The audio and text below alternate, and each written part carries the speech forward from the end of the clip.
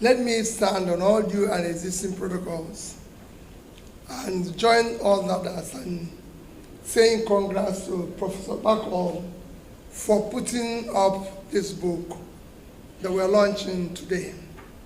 When I came in and listened to what Professor Bacall was saying, it's something he has always said. And it's one thing that everybody who share and understand global development will tell you about.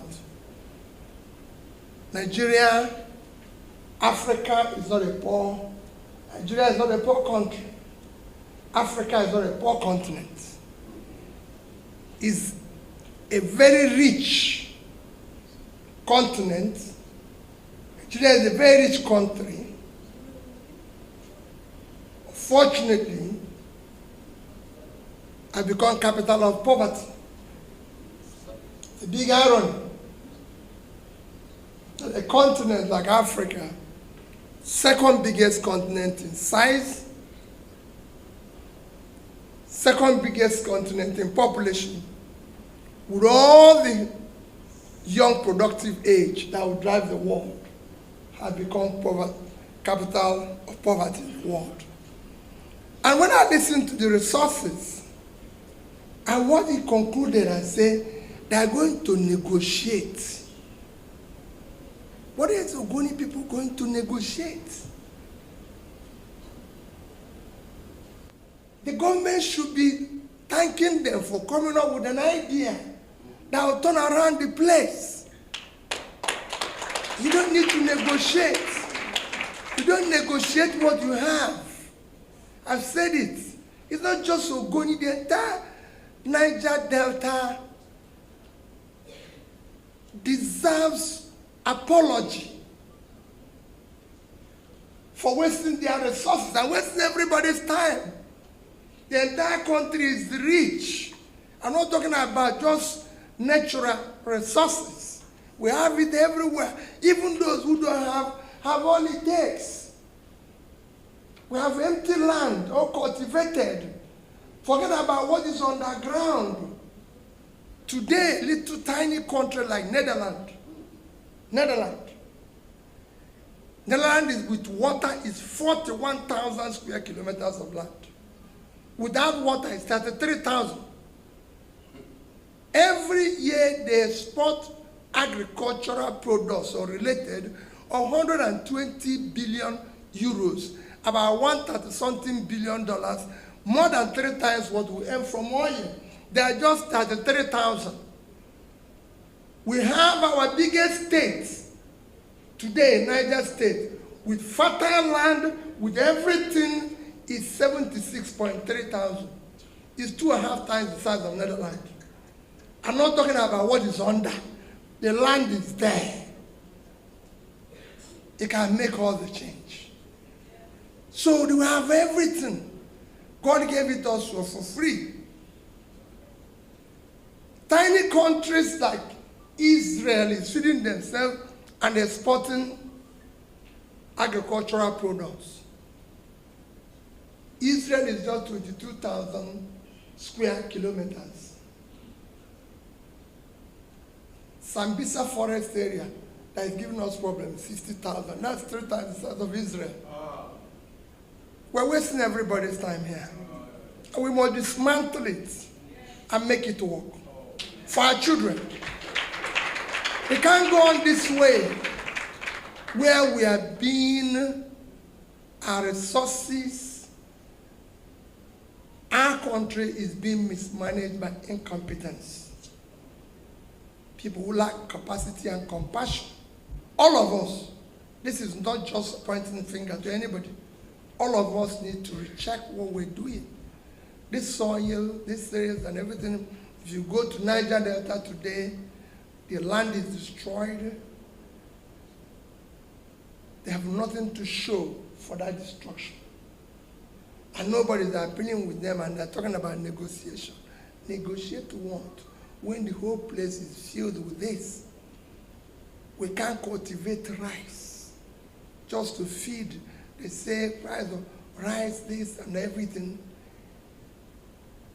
third world countries like Bangladesh is today producing 10 times the amount of rice Nigeria produces. Bangladesh. The entire Bangladesh is 148,600 square kilometers. That is the size of our two biggest states. Niger at 76.3 and Borno at 70.8 is almost 148,000. And Bangladesh is producing 50 to 60 million tons of rice, and we can produce 10% of that. Go to Sierra Leone, go to Ethiopia. They are living off tea. They are living off coffee. You can grow that in Mandela. We have Taraba, 54 point something thousand square kilometers of land. With all that, we're not getting anything. So what went wrong here? Why are we wasting everybody and hurting our young people? Yes, there's criminality in the north. There's criminality everywhere. But my dear, it is mass poverty. The more you put people out of poverty, the more you reduce criminality. It's natural way of fighting it. And what we have it here, it is there. God gave it for free. We have talented young people who have the drive.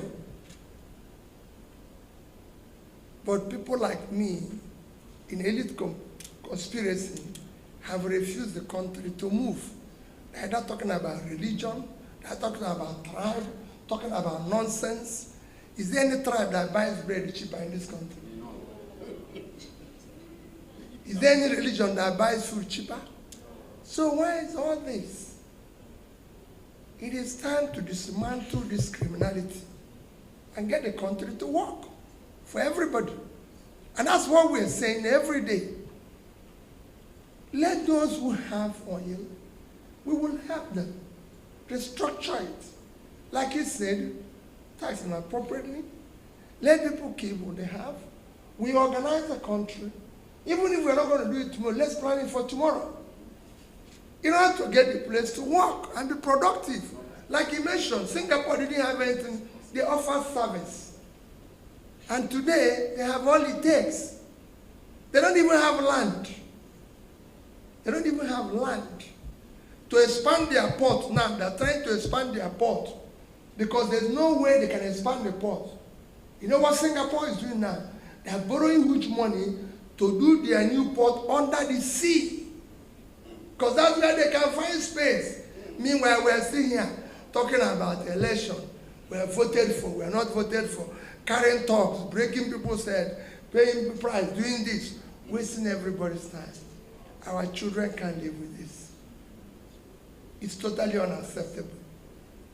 And the young ones, you should be thanking people like back home. Your Majesty, I know you desire negotiation. We have passed that stage. It should be begging you because they reaped what you have. It was destroyed. They should be the one coming to you to say, we are sorry. Not the other way around. And I've said it. We're going to apologize to the children of this country. We're going to apologize to everybody. If I have opportunity, I will apologize to everybody for having wasted their time. In a country where everything is there. I had opportunity as I conclude. I was just talking to a general, a retired general. I came from his house to here. I said, sir, I read a book, Growing Apart, by Professor Lewis of John Hopkins. It's a book about Indonesia and Nigeria. How two countries, where Nigeria have more resources, grew this way. And that took me to go to Indonesia early this year, met from the ministers to the president to discuss that. They won't come and listen to you. You're talking about taking it to government. They won't read it. That's why they're not here. Every other place, they would have been here. James Robinson wrote Why Nations Fail. James Robinson was given Nobel Peace Prize for economics last year. James Robinson said so many countries know what to do to be prosperous and refuse to do it. Example of such nation is Nigeria. He said it openly, but nobody listens. Nobody learns, because it's a country of the unlearned. It's a country where those who are incapable of learning have become teachers and destroying the country. We must take back this country and rebuild it for our children. Paco, thank you for your book. We will continue to celebrate you. Thank you both for listening, for coming to be part of this launch. But know that you must be part of this vanguard. It is not about who is president. I'm not desperate to be president. I'm desperate to see Nigeria work for our children. God bless you.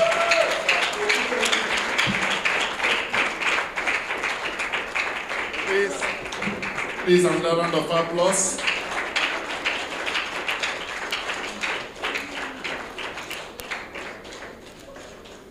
Right. Why Nations Fail. James Robinson. MC, I'm sorry. I have to take a picture.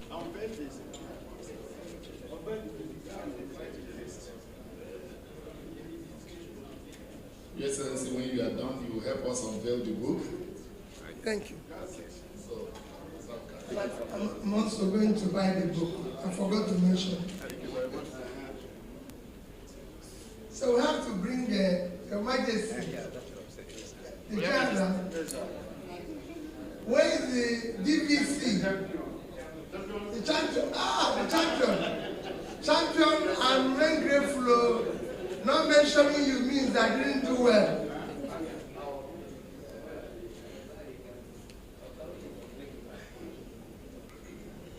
Prof. It's coming.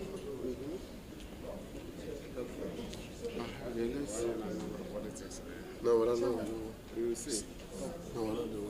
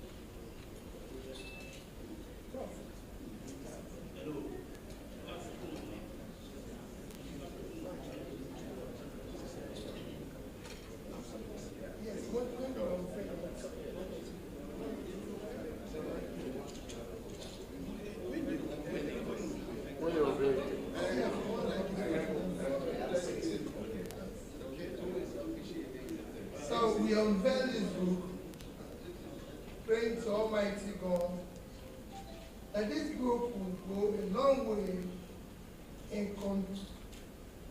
contributing to better development of Bonino, Niger Delta, and our country, Nigeria, so we can build a better place for our own children and all Nigerians, to help in managing our resources to the glory of God.